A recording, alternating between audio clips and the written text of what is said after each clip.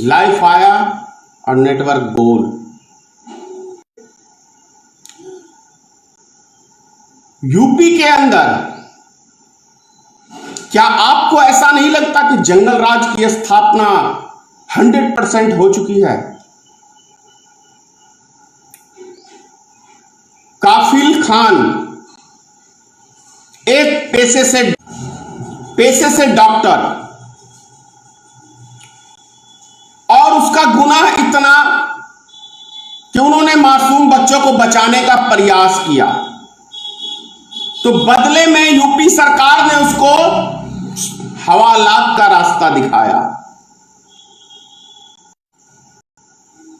विकास दुबे एक आतंकवादी ही कहेंगे हम उसको, 8 पुलिसकर्मियों की हत्या, और भाजपा के जितने शीर्ष स्तर के नेता हैं उन सब से डायरेक्ट उसका लिंक, चाहे वो योगी आदित्यनाथ हो, चाहे वो क्या कहते हैं अमित शाह जी हो, जेपी नड्डा अभी वर्तमान में, और तमाम सारे राजनीतिक दल के लोग से उसका डायरेक्ट लिंक।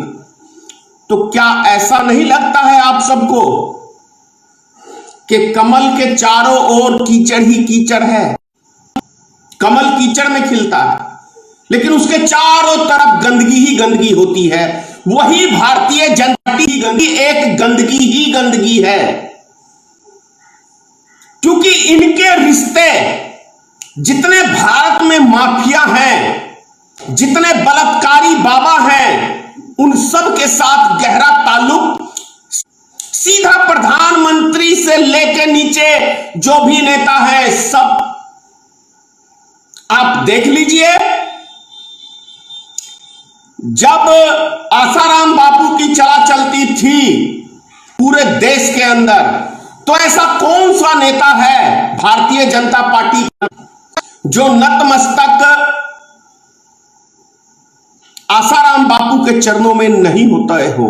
क्योंकि वोट बैंक आसाराम बापू के सदस्य थे, 10 करोड़, तो कैसे नहीं नतमस्तक होंगे? रामफल बाबा को देख लो, गुरमीत सिंह को देख लो।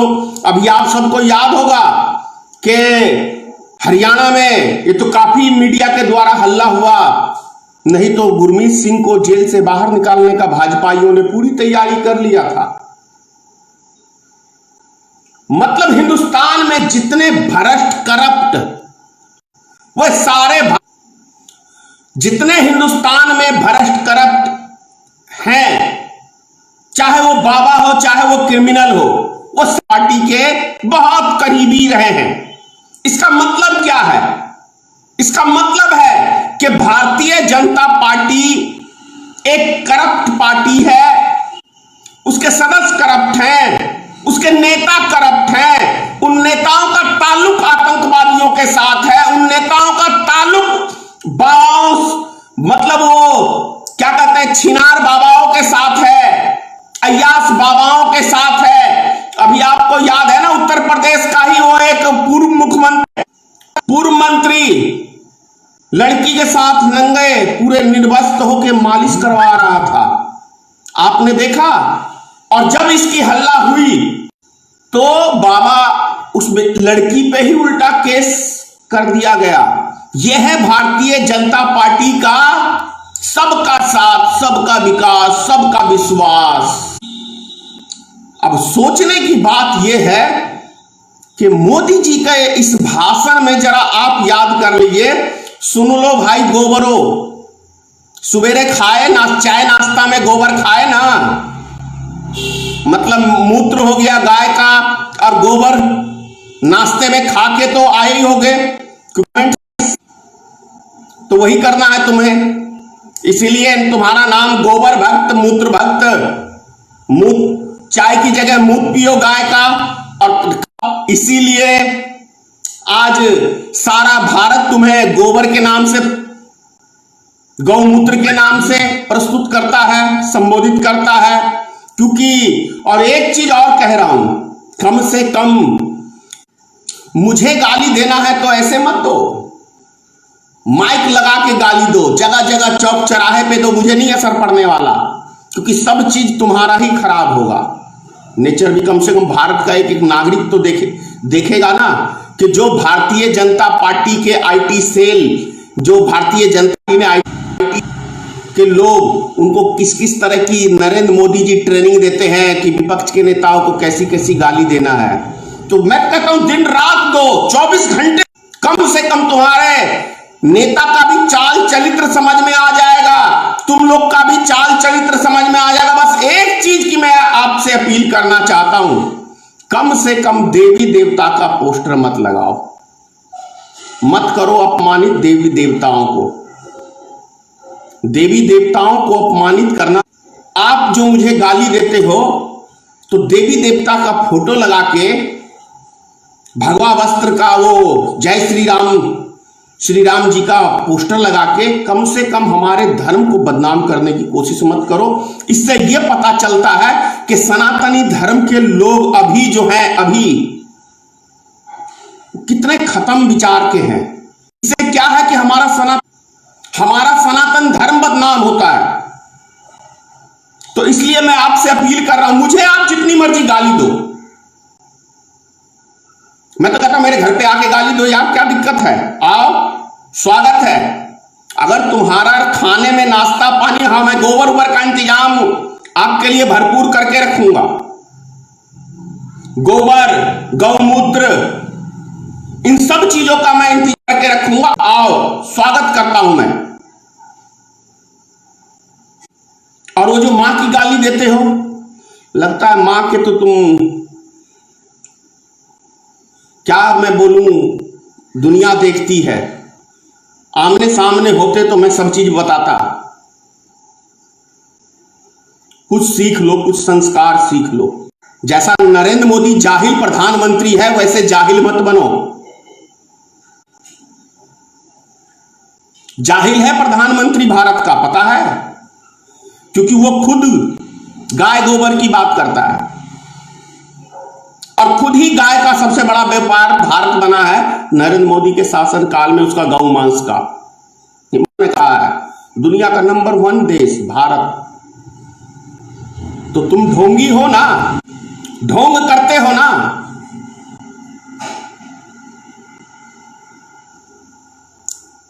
समाज को बांट दिया, पूरे देश को बांट दिया। यूपी में चले थे राम राज का स्थापना करने और कर लिया कंस राज का स्थापना। कंस राज, क्योंकि रावण बहुत विद्वान था। कंस राज में अत्याचार होता था, दबा के होता था। दुर्योधन के राज में अत्याचार दबा के होता था। तो यूपी में है कंस राज की स्थापना। योगी आदित्यनाथ है वो कंस के अवतार। अभी के समय में योगी आदित्यनाथ है कंस उत्तर प्रदेश के लिए। ये साधु के नाम पे कलंक है, साधु के नाम पे। भगवा वस्त्र पहनने से कोई सन्यासी नहीं होता, तब तो सब भगवा वस्त्र पहन लेंगे और सन्यासी हो जाएंगे। क्या रिकॉर्ड है उत्तर प्रदेश के मुख्यमंत्री का? प्रवासी मजदूरों की बात करता है।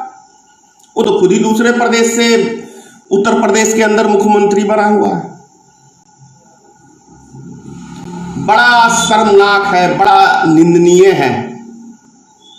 वैसे तो पुलिस का भी कोई रोल ज्यादा बेहतर नहीं रहा है इस लॉकडाउन के अंदर आम नागरिकों के प्रति, लेकिन फिर भी जान लेना किसी के, ये सही नहीं है। और विकास दुबे अभी तक अरेस्टिंग नहीं हुआ है, विकास दुबे अभी तक अरेस्ट नहीं हुआ। यह सबसे बड़ा प्रमाण है कि राजनीतिक संरक्षण उसको मिली हुई है, भारतीय जनता पार्टी की मिली हुई है, क्योंकि वो बहुत बड़ा वोट बैंक है ना एक समाज का। दुबे जी, ब्राह्मण समाज, कहीं वो खिसक ना जाए। अब वैसे तो ब्राह्मण समाज सर्वश्रेष्ठ कहलाते हैं, ज्ञानी कहलाते हैं। क्या ब्राह्मणों के अंदर क्रिमिनल पैदा होने लगे हैं, आतंकवादी पैदा होने लगे हैं? ये थोड़ा सा नहीं तो आप लोग विरोध करिए। एक भी ब्राह्मण समाज के प्रति, मतलब ब्राह्मण समाज का कोई लीडर अभी तक आके नहीं विकास दुबे का बुराई किया है। इसका मतलब है कि आप संरक्षण दे रहे हैं। मेरा तो सीधा सिद्धांत है भाई, मेरा बेटा भी गलती करेगा, मेरे घर का सदस्य भी अगर कोई गलती करेगा तो उसको भी सजा मिलनी चाहिए, चाहे कोई मेरा कितना भी प्रिय क्यों नहीं हो। ना कोई कुछ लेके आया है, ना कोई कुछ लेके जाएगा, तो फिर किस बात का। इसलिए वे जैसे आतंकी को जल्द से जल्द यूपी सरकार अरेस्ट करे और फांसी के तख्ते पे चढ़ाए, और काफिर खान जैसे डॉक्टर को जल्द से जल्द यूपी सरकार सारे मुकदमे वापस ले और उसको रिहा करे। नहीं तो भारतीय मित्र पार्टी आंदोलन करेगी बहुत जल्द। भारतीय मित्र पार्टी रोड पे उतरेगी, और अभी तक हम रोड पे सिर्फ इसलिए नहीं उतर रहे हैं, बहुत सारे आदमी कहते हैं कि भारतीय मित्र पार्टी क्या है, लॉकडाउन खुलने दो। कि भारतीय मित्र पार्टी क्या है और क्या है संगठन। भारतीय मित्र पार्टी नाम में मित्रता है, लेकिन गलत चीज का भारतीय मित्र पार्टी कतई समर्थक नहीं है। 7वां साल हमारी पार्टी को भी हो गया स्थापित हुए, लेकिन ये हमने आज तक किसी क्रिमिनल का, व्यापारी का साथ नहीं दिया। नहीं तो सारे टीवी चैनलों पे भारतीय मित्र पार्टी का प्रचार प्रसार होता नजर आ जाता, का नजर आता है। हम भी जानते, हमारे से भी बहुत सारे लोगों ने कांटेक्ट करने की कोशिश किया कि हम आपकी पार्टी में फंड लगाएंगे, लेकिन हमने किसी गलत आदमी का एक पैसा अभी तक भारतीय मित्र पार्टी में कहीं कोई स्थान ही नहीं है, क्योंकि हम भारत में एक बेहतर विकल्प के रूप में स्थापित करना चाहते हैं। और जो व्यक्ति राजनीतिक में जो साफ सुथरी छवि और देश समाज के लिए कुछ करने के इच्छुक हैं, वो व्यक्ति भारतीय मित्र पार्टी का सदस्य बनेंगे। वैसे व्यक्तियों का कोई स्थान नहीं है, न टपोरी बाबाओं का, न क्रिमिनलों का। क्योंकि और एक चीज और कह रहा हूं मैं आपसे, पार्टी का किसी भी अभी तक राजनीतिक दल से कोई गठबंधन नहीं है, क्योंकि हमारी विचारधारा किसी पार्टी से मेल नहीं खाती। क्योंकि जिस पार्टी का भी आप इतिहास उठा के देख लो, मिलेंगे नीचे से ऊपर तक वही 2 नंबर के व्यक्ति भरे हुए। इसीलिए शायद बहुत सारी पार्टियों का ऑफर आया है गठबंधन करने के लिए, लेकिन हम तैयार नहीं हुए, क्योंकि आजादी से अब तक जिस भी राजनीतिक दल को देख लो तो अपराधी, माफियाओं, बलात्कारियों, बाबाओं से भरे हुए हैं। वो सिर्फ आज से मतलब रखते हैं और मैं भविष्य से मतलब रखता हूं। कहावत है ना, कोई मकान बनाता है तो उसके पाए जब मजबूत रहेंगे तभी मकान टिकाऊ बनेगा। तो जब पार्टी बनाए लोगों को राजनीतिक में, क्योंकि मुझे एमएलए वो राजनीतिक दल जो बनता है उसको यही शौक रहता है, बस अभी बन जाऊं, किसी तरह से एमएलए बन जाऊं, मंत्री बन जाऊं, उसके बाद बाल बच्चों का लाइफ सेट हो जाएगा। नहीं, भारतीय मित्र पार्टी के इस धनेश्वर महतो को मुझे ना अपना लाइफ सेट करना है, बहुत देखा, ना ही मुझे अपने बाल बच्चों का लाइफ सेट करना है। मुझे तो बस इस देश का विकास करना है। बहुत सारे लोग ये कहते हैं कमेंट्स में, इसको प्रधानमंत्री बनना है, इसको मुख्यमंत्री बनना है। भैया मुझे कुछ नहीं बनना है, मैं तो वो अनमोल हीरा तलाशने के लिए राजनीतिक दल बनाया हूं। बहुत मिलेंगे भारत में एक से एक अनमोल हीरा, उस हीरे की तलाश में हूं जिसके अंदर मुझे वो खूबी नजर आए जो इस देश का नेतृत्व कर सके, इस समाज को साथ में चल सके। मैं वैसे व्यक्तियों की तलाश कर रहा हूं। ये एक प्लेटफॉर्म है उन व्यक्तियों के लिए। जिस दिन धनेश्वर महतो के चरित्र पे दाग लग जाएगा ना, उस दिन धनेश्वर को, मुझे सबसे प्रिय है अपनी छवि, और हर इंसान के अंदर होनी चाहिए। मोदी की तरह कभी ये नहीं बोलता हूं कि मैं 35 साल भीख मांग के खाया, कभी 40 साल खाया। हाँ, मैंने जो संघर्ष किया है उसकी खुली किताब है, वो सारे जगह मौजूद हैं, वो आदमी मौजूद हैं। जहां जहां मैंने संघर्ष किया है वो सारे जीवित हैं। नरेंद्र मोदी की तरह नहीं कि एक क्लास एक किसी ने भीख मांगते भी नहीं देखा। जो मन में आए बोल दो, जो मन में आए बोल दो। आप सबको एक बात समझ में आ रही है ना कि अभी भी मैं लाइव में हूं, कम से कम 10 बार अभी भी नेट रुका है। आज मैं सवेरे बना रहा हूं यही ट्राई करने के लिए कि आखिर 24 घंटे में कोई तो समय होगा जो नेटवर्क रहता होगा, लेकिन मेरे ही मोबाइल में सिर्फ नेटवर्क क्यों गायब होता है आप लोग से। वैसे मोदी जी, नेटवर्क गायब करने से सच्चाई नहीं आप दबा सकते हैं, सच्चाई नहीं दबा सकते हैं। सच्चाई एक ऐसी चीज है कि धरती का सीना चीर के वो बाहर आता है। कभी किसी ने सच्चाई को दबाया नहीं है और ना दबा है, भले कितना घोर कलयुग क्यों ना हो। जानते हो, एक चीज मैं आपको बताऊं, एक गोपी फिल्म का गाना है, गोपी फिल्म का गाना है, रामचंद्र जी कह गए सिया से ऐसा कलयुग आएगा, हंस चुकेगा दाना दुर्गा, कौवा मोती खाएगा। तो आप सब देखते हैं मैं सुबेरे सुबेरे बिस्किट खिलाता हूं कौवों को।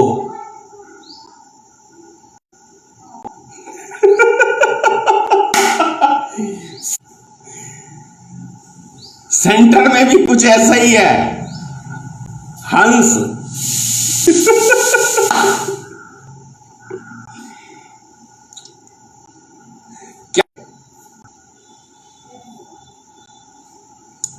भैया भक्तों, अरे ये झूठी भक्ति का चोला उतार दो, देशभक्त बनो। व्यक्ति विशेष का भक्त बनोगे तो देश बर्बाद होगा।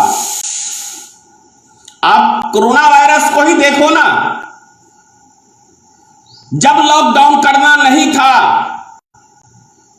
और जब अब लॉकडाउन करना है तो खुली छूट, मरो। क्या कहा था मोदी ने? आत्मनिर्भर बनो। ऐसे लगता है कि इससे पहले मोदी जी के पिताजी सबको देश में खिला रहे थे खाना। जो आदमी 5 लाख रुपए एक प्रधानमंत्री का वेतन है, लगभग 10 लाख रुपए का डेली सूट बदलता है, तो आत्मनिर्भर का मतलब पता है मोदी जी? कि आपका जो वेतन है उसी वेतन में फैशन करिए। 1,62,00,000 रुपया सिर्फ प्रतिदिन आपका सुरक्षा में खर्चा है। और एक दिन जो मन की बात आप सुनाने आते हैं तो 10 करोड़ रुपया आपकी मन की बात में खत्म होता है। तो क्या ये नरेंद्र मोदी जी, अब क्या कहूं, शोभा मुझे भी नहीं देता कि मैं आप, लेकिन आप हो ही वैसे, मजबूर कर देते हो ना। ये पैसा किसका है? आरएसएस कमा के दिया है क्या? किसने पैसा दिया जनता को उड़ाने के लिए? तुम्हारे पिताजी का पैसा नहीं है, देश की जनता का खून पसीने की गाड़ी कमाई है जो उड़ाते हो, ऐश मौज करते हो, एहसान दिखाते हो, जनता पे एहसान दिखाते हो। अभी मैंने कल एक न्यूज चैनल, जनता पार्टी के लोग पटना में जश्न मना रहे हैं गरीब कल्याण योजना का, और वो प्रचार में लगे हुए हैं। अरे मूर्खों की जमातों, भारतीय जनता पार्टी के सदस्यों, जब सरकार कोई काम करती है तो काम धरती पे नजर आना चाहिए। जब धरती पे नजर आएगा काम तो अपने आप जनता में प्रचार हो जाएगा, और जब धरती पे काम नजर नहीं आएगा तो वो टीवी पे विज्ञापन चलेगा, टीवी पे विज्ञापन चलता है। तो मोदी की कोई ऐसी योजना अभी तक सफल नहीं रही है जिससे आम आदमी को लाभ मिल सके। वो 5 लाख रुपया हॉस्पिटल में, कौन सा कार्ड था वो पता नहीं, नए नए रखते रहते हैं। आयुष्मान 10 रुपया भी किसी को मिला आज तक उस कार्ड से? तो इसीलिए जब टीवी पे किसी चीज का विज्ञापन चलने लगे तो समझो जमीन पे कुछ नहीं है, और जब जमीन पे काम होगा तो टीवी विज्ञापन की जरूरत नहीं पड़ती है। अभी आपको मैं एक जानकारी दे रहा हूं, बिहार के अंदर विधानसभा का चुनाव है अक्टूबर के महीने में और नवंबर के महीने में, आचार संहिता कुछ दिन में लगने वाला है।